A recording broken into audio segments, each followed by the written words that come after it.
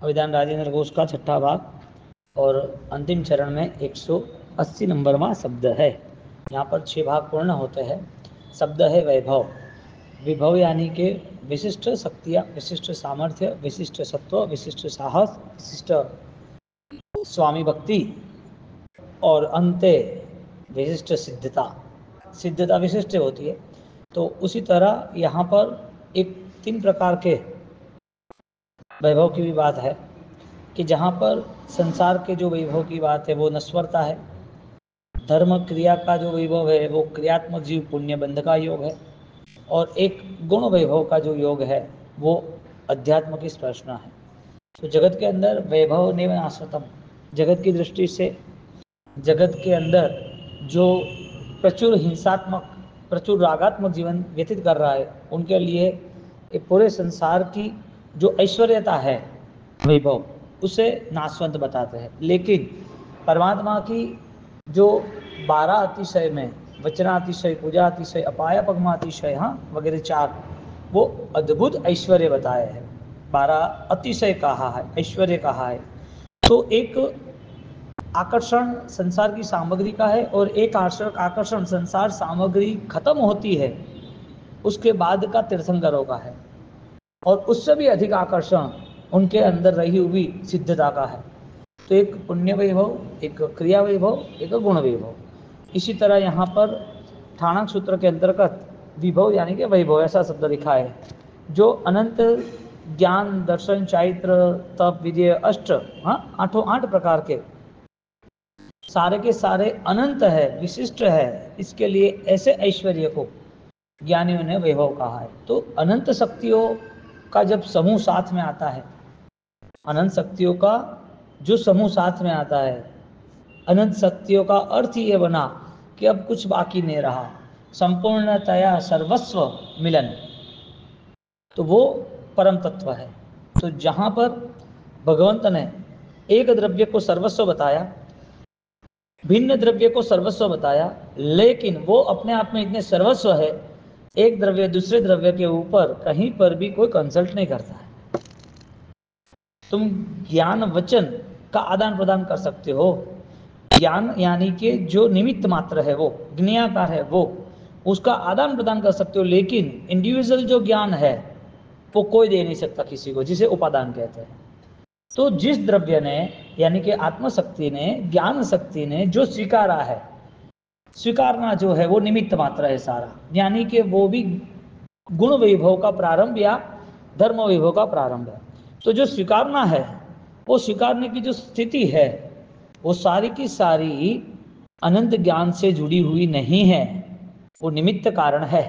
इसके लिए अनंत शक्ति का धारक आत्मा और अनंत शक्तियों का समूह जहाँ मिला है वो सिद्ध अवस्था, और वो सिद्ध अवस्था सब आत्माओं की है, लेकिन सब आत्माओं की एक दूसरे के लिए भिन्न है। सोना एक है लेकिन सोने की डिजाइन बनाओ तो सारी डिजाइन अलग है।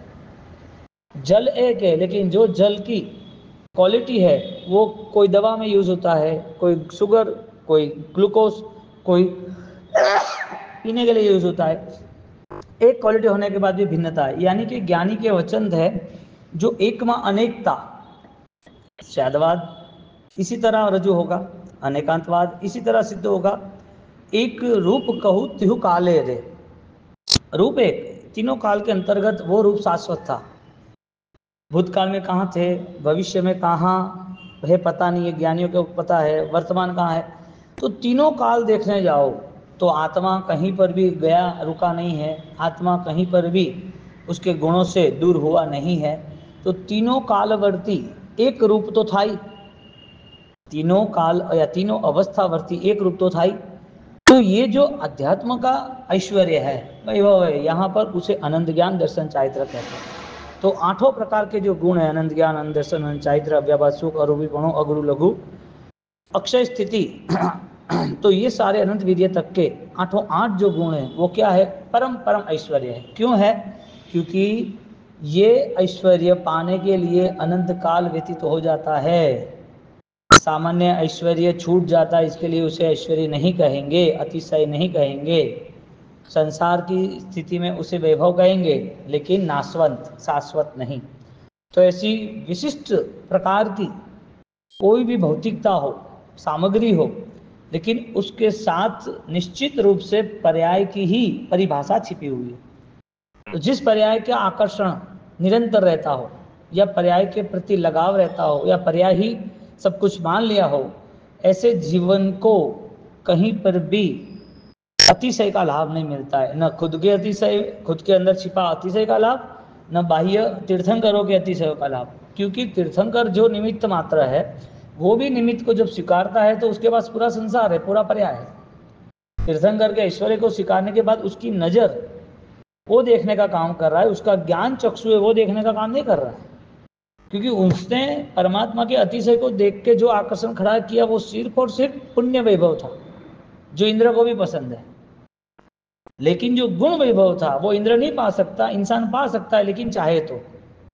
इसके लिए जिनने परमात्मा के अपाया पगमा अतिशय, वचना अतिशय, परमात्मा का एक पूजा अतिशय, ऐसे परमात्मा का वचना अतिशय है, परमात्मा की वाणी उस देशना में वो भावित हो गया। इसके लिए उस परमात्मा का अनंत दर्शन उसके लिए उपकारी साबित हुआ। वरना तो खुद के अंदर अनंत दर्शन था तो प्रकट क्यों नहीं हुआ, निमित्त मिला फिर भी प्रकट क्यों नहीं हुआ। तो खुद का अतिशय, खुद का वैभव क्या है, अनंत अनंत शक्तियों का स्थान, अनंत शक्तियों का संक्रमण, परिवर्तन होता है पूरे संसार की व्यवहार की अभिलाषाओं से। तो जितना जितना संसार, संसार की गति, संसार की अवस्था, उतना उतना वो अतिशयों से दूर। बोलो परमात्मा के अतिशय किसके लिए उपकारी? भगवान ने कैसे कार्य कारण भाव बताया है। एक द्रव्य की स्थिति जो है, अध्यात्म की जो स्थिति है, आत्मा का जो स्वरूप है, वो कितना विशिष्ट बता दिया। जगत के सारे पदार्थ, धर्मास्तिका धर्मास्त्य, 6 के 6 पदार्थ अपने अपने स्वरूप में, अपने अपने कर्तव्य में प्रगतिशील है। यानी कि 6 इंडिविजुअल है, कोई किसी को डिस्टर्ब नहीं करता है। धर्मास्तिका धर्मास्तिका को डिस्टर्ब नहीं करता है, अधर्मास्तिका धर्मास्तिका को। इसका मतलब जीवास्तिका है या काल, वो डिस्टर्ब ही नहीं करता है।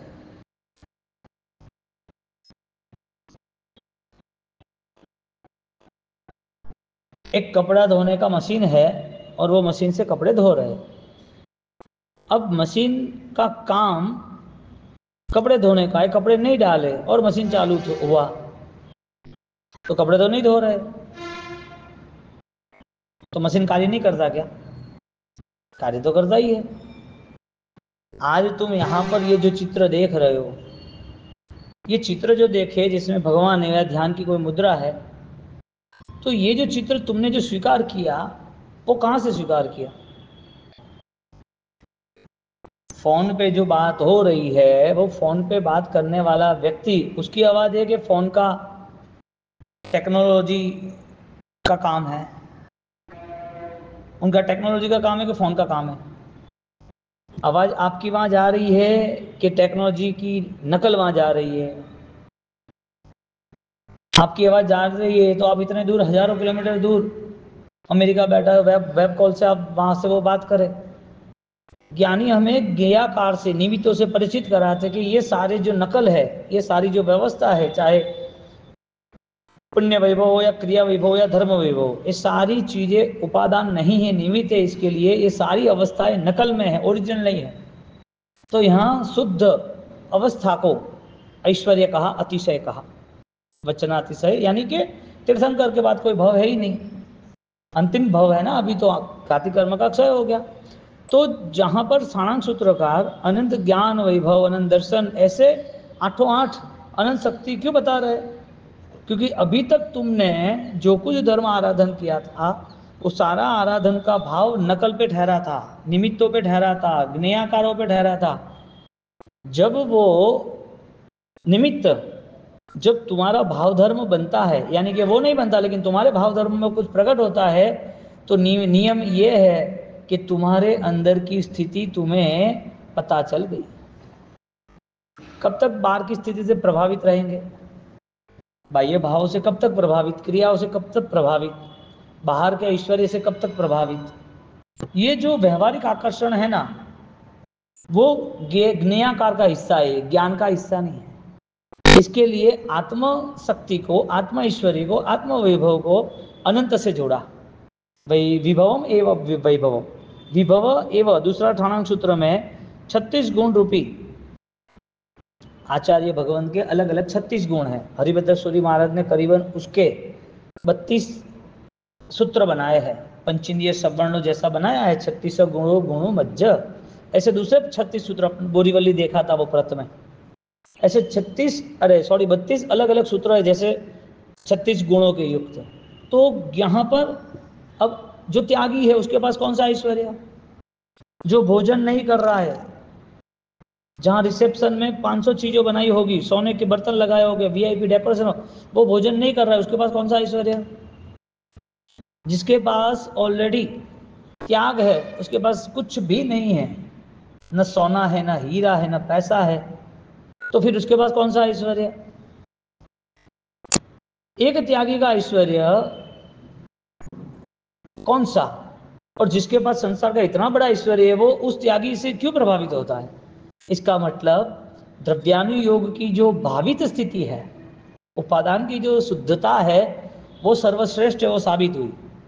इसके लिए परमात्मा ने जब महात्याग करना, यानी महात्याग का जो अवसर आया था, जब उन्होंने दीक्षा बनने का तय, दीक्षार्थी यानी कि दीक्षा लेने का, संसार त्याग का तय किया, तब चौथा मनोप्रज्ञान प्राप्त हुआ, तो देवों की दुनिया के सारे इंद्र महाराजा परमात्मा के त्याग के प्रभाव से प्रभावित होकर वहां जुड़ गए।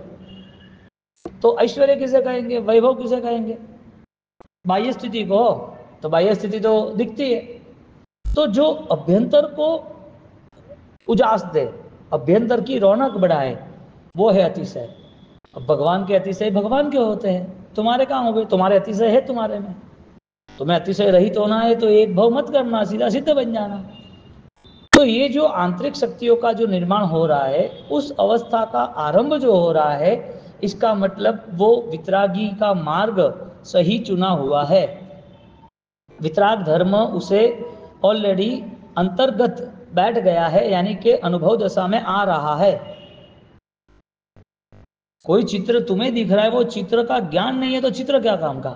परमात्मा दिख रहे, धर्म क्रिया दिख रही है, धर्म के अनुष्ठान में हम इन्वॉल्व हो रहे हैं, तो इनका प्रभाव ही नहीं पड़ रहा है। इसका मतलब सारे अनुष्ठान ज्ञेयाकार, वो सारे के सारे अनुष्ठान वो बाह्य साबित हुए।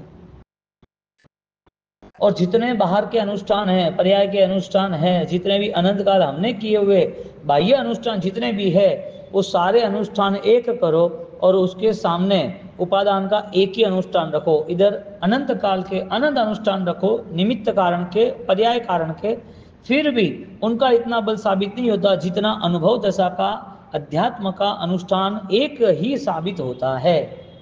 वजह क्या? क्योंकि वो रास्ता परम ऐश्वर्य का है। तीर्थंकर नजदीक से मिलने वाले अब तो, क्योंकि वो अनुभव दशा उन्होंने जो पाया है, वो अनंत काल के बाद पाया है, अनंत काल नहीं मिला ऐसा पाया है। तो 36 गुण जो है वो त्यागी की है, यानी आचार्य भगवान के है। तो जो त्यागी है उसको, यानी संसार में जितने भी पदार्थ है, जितने भी ऐश्वर्यता है, जितनी भी भौतिकता है, वो सारे वहां क्यों आते हैं? एक व्यक्ति को पचखान है, वो फंक्शन के रिसेप्शन में कुछ लेने का मन नहीं करता, लोग सोचते हैं कि ज्यादा से ज्यादा टेस्ट कर ले। फर्क इंसान में है कि इंसान के मॉरल में है? मॉरल में है। मानव जीवन तो ये 3.5 मन की काया है ही, 70-80 किलो की, इसमें कोई बड़ी बात तो है ही नहीं। और वो कब वही रहता है, वो कोई थोड़ा बीमार रहा, किसने कम ज्यादा शरीर कर दिया तो कोई फर्क तो पड़ा नहीं। तो एक भोजन का त्याग या आसक्ति का त्याग, एक वस्तु का त्याग, वस्तु के प्रति की राग का त्याग, उसका मेन बेस कौन सा है? ज्ञानी कहते हैं कि तुम्हारे अंदर छिपी हुई जो अनंत ज्ञान की गरिमा थी, उस गुण गरिमा का प्रभाव आपको इस ऐश्वर्य से मुक्त करता है जो पुण्य वैभव है। क्रिया वैभव में जुड़ गए, अब उस क्रिया वैभव से और नया ऐश्वर्य, और आगे और आगे। इसका मतलब अनुभव को और निरंतर प्रैक्टिस में, अनुभव दशा को निरंतर उनकी प्रतिक्रिया में लेके गए। तो श्रेष्ठ कार्य कौन सा है? मुझे अपने गुणों को प्राप्त करना है,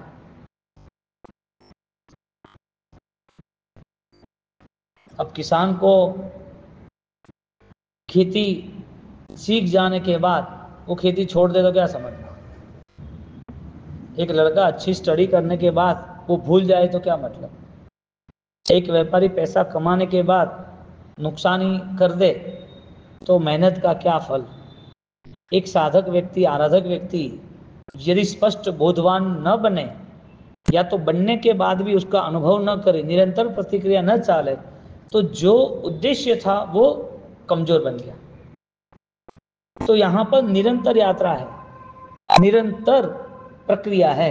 किस प्रक्रिया की प्रतिक्रिया है? अनंत अनंत ऐश्वर्य की।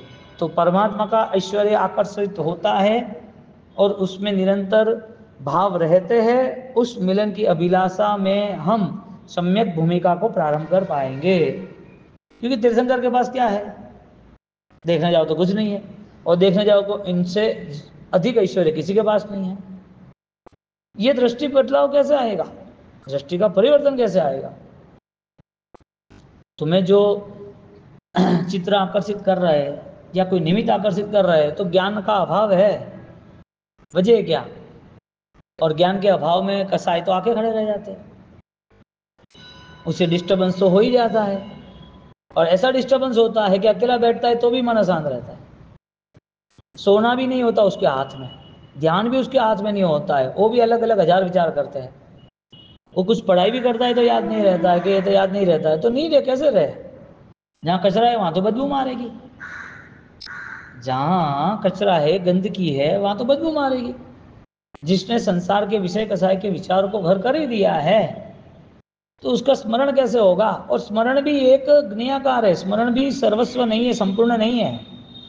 स्मरण भी एक स्मृति का हिस्सा है, स्मरण भी एक ज्ञान का हिस्सा है, ज्ञान रूपी वचनों का हिस्सा है, शास्त्रों या श्लोकों का हिस्सा है।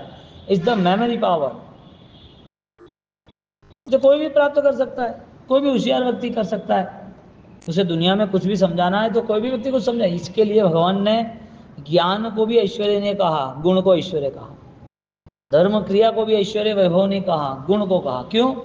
क्योंकि सर्वश्रेष्ठ अवस्था है निर्बंध। जहां बंधन की अवस्था, जहां बंधन का कोई निमित्त, जहां बंधन की कोई आशा ही नहीं रखी है, यानी आशा होगी कैसे? संसार बंधन किसको था? जो आशा से बंधा हुआ था। भगवान की आशा ही, साधक की आशा ही खत्म हो गई।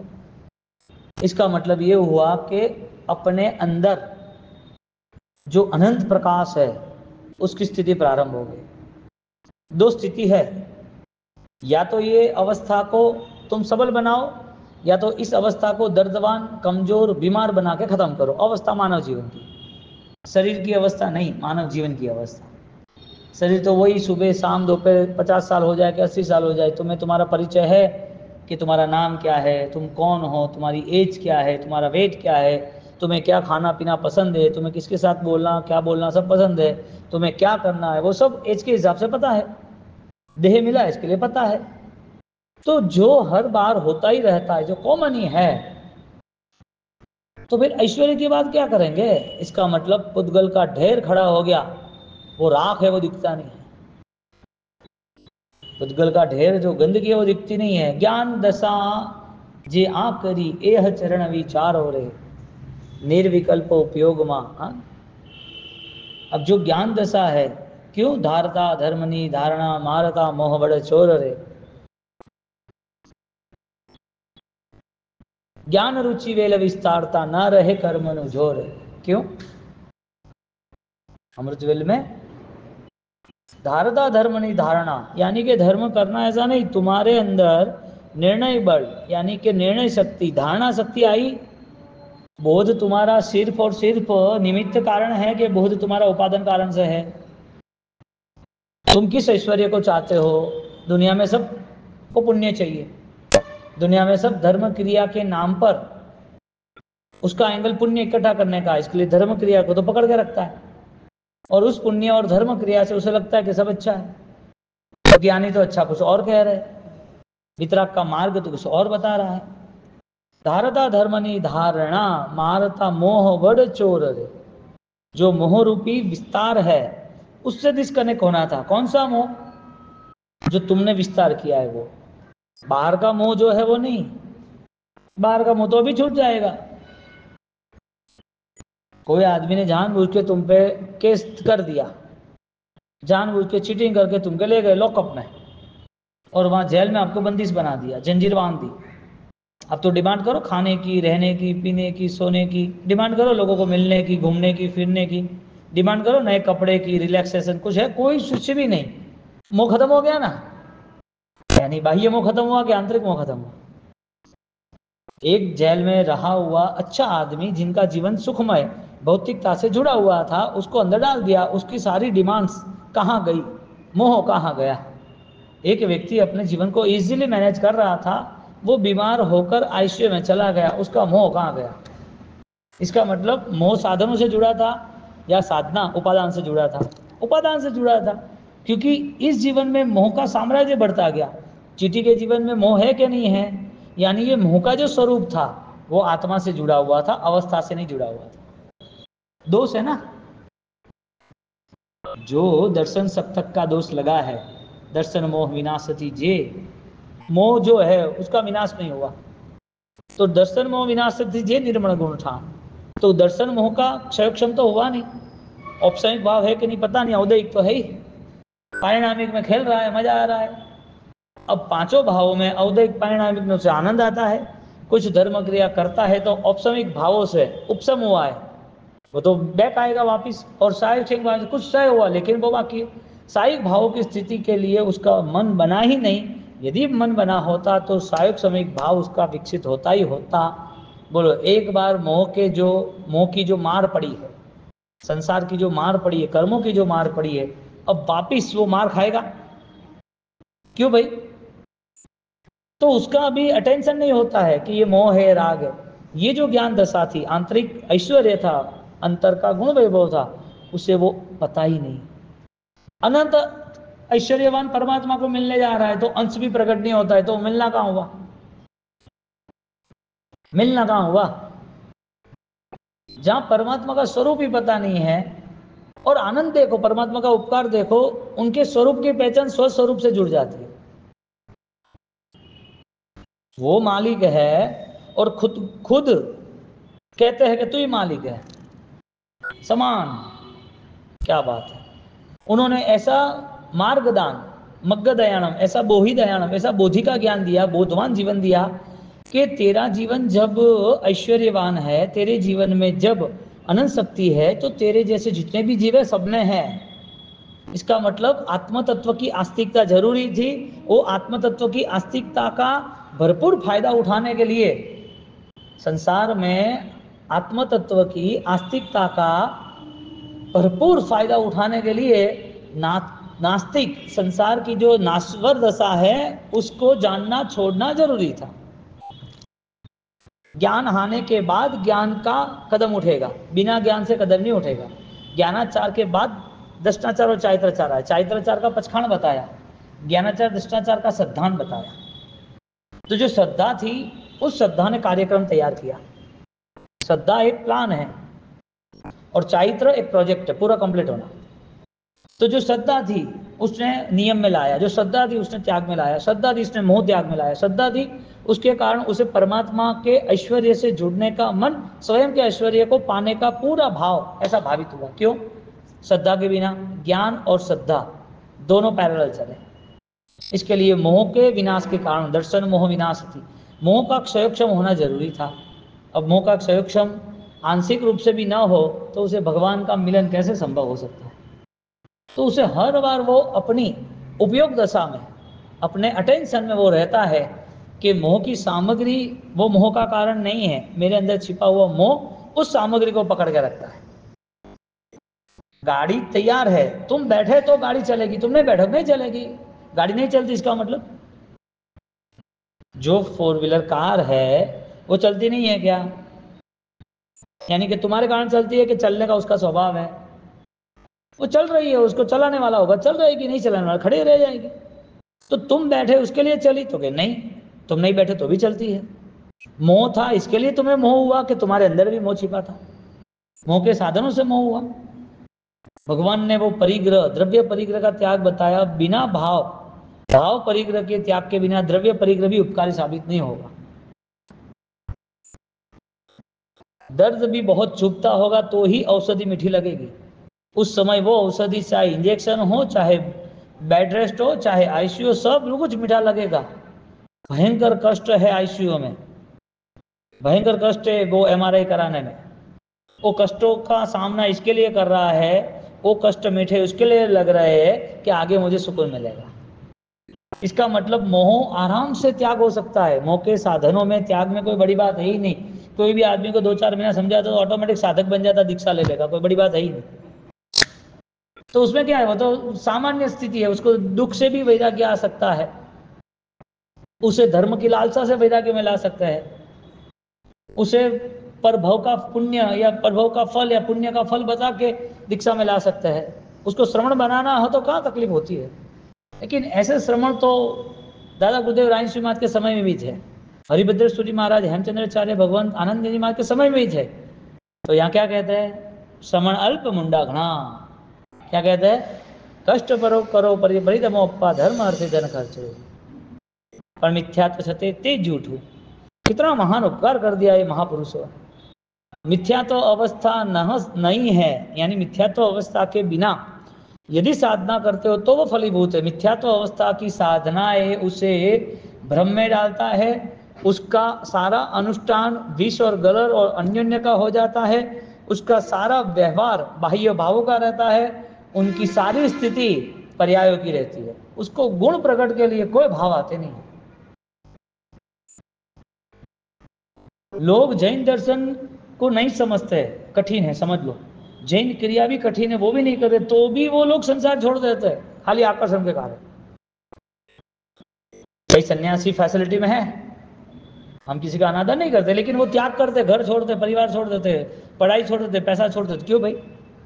तो यहाँ पर गुण वैभव के बिना, गुण ऐश्वर्य के बिना परमात्मा की जो अनंत शक्ति है उसके आकर्षण और आकर्षण के साथ स्वयं का प्रागट्यकरण, उसके बिना तो ये परमात्मा की छाव निश्रा तारक बनती ही नहीं है। तिन्नारम तारयाणम विशेषण गायब हो जाएगा। जो सकरस्थव में विशेषण दिया, तिन्नारम तारयाणम बुद्धाणम बोहयाणम, बोधि देते, मार्ग देते, शरण देते, शरण दयाणम धम्म दयाणम, तो धर्म कौन सा देते? तुम चले गए ना, उनको मिल ले ना, केसर पानी चढ़ा दिया तो कोई धर्म थोड़ी बन गया। यही धर्म अपनाना था, मिथ्या अवस्था छोड़। तो साधना करना तो वो सामान्य चीज बन गई। 6 महीने की ट्रेनिंग में किसी का भी ब्रेन वॉश हो जाता है, किसी को भी कर सकता है। फिर साधना के क्रम में कठिनता आई तो इसके लिए ज्ञानाचार, दर्शनाचार। एक बार सद्दान हो जाए ना कि पर्यायों की मुक्ति ही सर्वस्व है, एक भी पर्याय उसे छू नहीं पाएगा। मोह की दशा में मुझे नहीं जाना है, अब उसके सामने कुछ भी लाकर रख दो, वो अपने आप बोलेगा मुझे घर नहीं जाना है। जो सन्यासी अपने घर छोड़ के कोई अखाड़ा के सन्यासी बने, कोई अघोरी बन गए, कोई दूसरी संस्थाओं के संप्रदायों के बन गए, अजय नॉन जैन सन्यासी, उनको भी इतना वैराग्य होता है कि भी चलेगा, जो भी अवस्था होगी कुदरत की वो भी हम सहन कर लेंगे, ठंडी गर्मी, कोई भोजन होगा तो भी सहन कर लेंगे, कोई देगा नहीं देगा सहन कर लेंगे। आंतरिक बल विकसित हुआ है फिर भी कहीं बाहर नहीं आते। इसका मतलब बाह्य मोह छूट गया क्या, अभ्यंतर मोह छूट गया। एक कंडीशन ऐसी थी कि बाह्य मोह के कारण जुड़ जाना, इसका मतलब आंतरिक मोह था तो जुड़ गए, बाह्य मोह ने कुछ नहीं किया। हॉस्पिटल में तुम सेट हो गए ना, सब दर्द सहन करना सीख लिया ना, जेल में सारा दर्द सहन कर सीख लिया, इसका मतलब कि मोह के साधन वो तुम्हें परेशान इसके लिए कर रहे कि तुम्हारे अंदर वो मोह था, और अब साधन नहीं है फिर भी मोह तो है ही, इसके लिए बिना साधन के भी तुम मैनेज कर सकते हो। एक अवस्था ऐसी है, इसके अंदर मोह की अवस्थाओं को क्षायोक्षमिक भाव से समाप्त करने की चाहना है, इसके लिए बाह्य मोह कितने भी हो उसे कोई असर नहीं होती। जेलर को जेल में रहा कैदी और हॉस्पिटल में रहा दर्दी, उसके पास मोह नहीं है, असर नहीं होती। एक त्यागी है, उसके पास मोह नहीं, असर नहीं। दोनों का मॉरल ऐश्वर्य से जुड़ा है, एक भौतिकता का ऐश्वर्य, एक गुण का ऐश्वर्य। तो जो गुण का ऐश्वर्य है वो गुण के ऐश्वर्य से त्यागी जुड़ गया। तो यहाँ 36 गुण बताए तो त्यागी के बताए। अब जो चित्र हमें दिख रहा है वो क्या है, हम पुण्य है तत्व मान रहे, तो पाप भी है तत्व, पाप को है तत्व मान रहे, पुण्य को भी नहीं मानना। धर्म क्रिया को हम मान रहे स्वीकारना, उपादेय तत्व के हम स्वीकार करें, पाप क्रिया को हम हे तत्व मानते हैं और कर लेते तो उपादेय तत्व मानते। अब पुण्य पाप सारे हे तत्व है, उसका मन क्या बोल रहा है कि हाँ धर्म क्रिया करेंगे पुण्य बढ़ेगा काम हो जाए। यहाँ ऐश्वर्य के अंतर्गत सिर्फ और सिर्फ परमात्मा का मार्ग गुण प्रधान है, और गुण प्रधान में कोई बंधन नहीं होता है। तुम्हारे गुण तुम कहाँ से विकसित करना चाहते हो, तुम्हारी गुण की अनुभव स्थिति कब तुम्हें मिलने वाली है वो तुम जानो। निमित्त हो हजारों मिल जाए, हजारों भवों में मिल जाए, साक्षात तीर्थंकर का योग मिल जाए, लेकिन उसके ऐश्वर्य का अता पता नहीं है, विदाउट एड्रेस वो भटकता रहेगा। विभव ए विभव, जिस जो सम्यक चारित्र रूप अस्खलित साधना का परम सामर्थ्य सिद्ध भगवान का अनंत सुख जैसा है, ऐसा अनंत सुख की प्राप्ति करना। प्रज्ञा आदित्वात स्वार्थे अण, जो प्रज्ञा यानी शब्द, उसको प्रज्ञान अन शब्द यानी स्वभाव शब्द रखा। ज्ञानवान शब्द जैसे बोधवान शब्द है, ऐसा यहाँ ज्ञानवान शब्द, बोध यानी ज्ञान, वही बताते हैं। तो प्रज्ञा आदित्वात स्वार्थिक अण, जो प्रज्ञा है विशिष्ट ज्ञान है, प्रकृष्ट चासौ ज्ञानश्च, जो विशिष्ट ज्ञान है उसको वैभव कहते हैं। विशिष्ट ज्ञान कौन सा है? केवल ज्ञान। केवल ज्ञान नहीं हो तो भी विशिष्ट ज्ञान कौन सा है? केवल ज्ञान नहीं है तो भी विशिष्ट ज्ञान कौन सा है? सम्यक दर्शन आधारित सम्यक ज्ञान। क्यों ऐसा है? क्योंकि सम्यक दर्शन द्वारा सारा व्यवहार निष्कषाय होता है। सम्यक दर्शन के द्वारा किया हुआ व्यवहार तीव्र बंध वाला नहीं होता है, निष्कषाय होता है, यानी अल्प कषाय होता है, इसे निष्कषाय कहेंगे। जिसके पास बैटरी है उसे क्या डरना है अंधेरे से? उजाला है ना। ज्ञान क्या है? प्रकाश है। ज्ञान प्रकाश है मोहती में रह रहे, 125 की स्टार्टिंग की गाथा। ज्ञान प्रकाश है मोहती में रह रहे, जैन सदगुरु सु ते देखा सत्ता धर्मनी चिदानंद भरपूर। अब जिसके पास प्रकाश है वो अंधेरे से डरता है, जिसके पास उपादान की शुद्धि है उसे 18 पाप कौन से उसे पकड़ लेंगे? कौन से पकड़ेंगे? आचार्य सूत्र कहते आसवा थे परिसवा, परिसवा थे आसवा।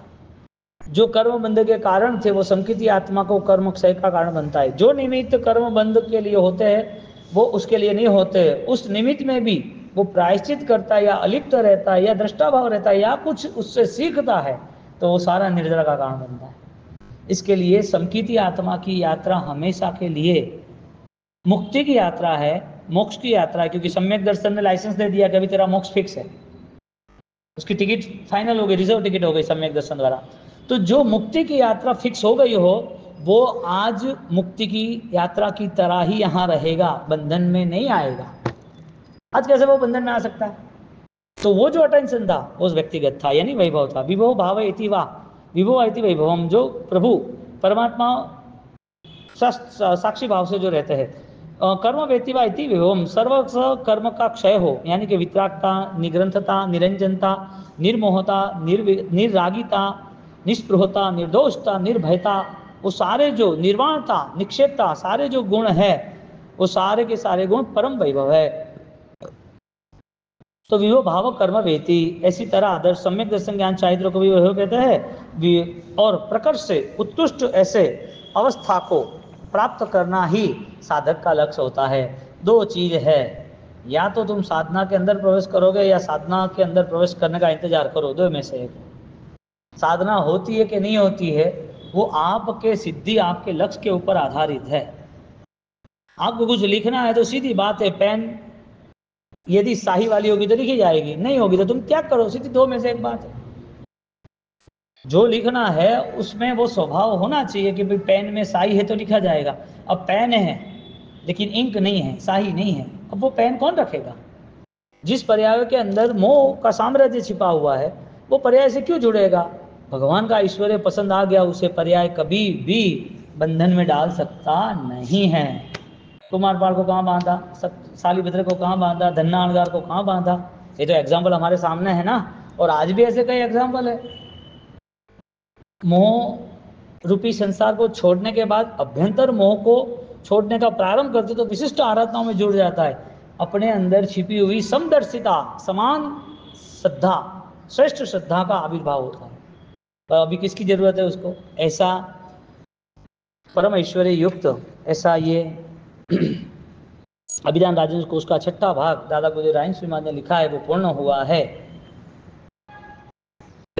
अंतिम शब्द वैभवता 180 शब्द पूरे हुए।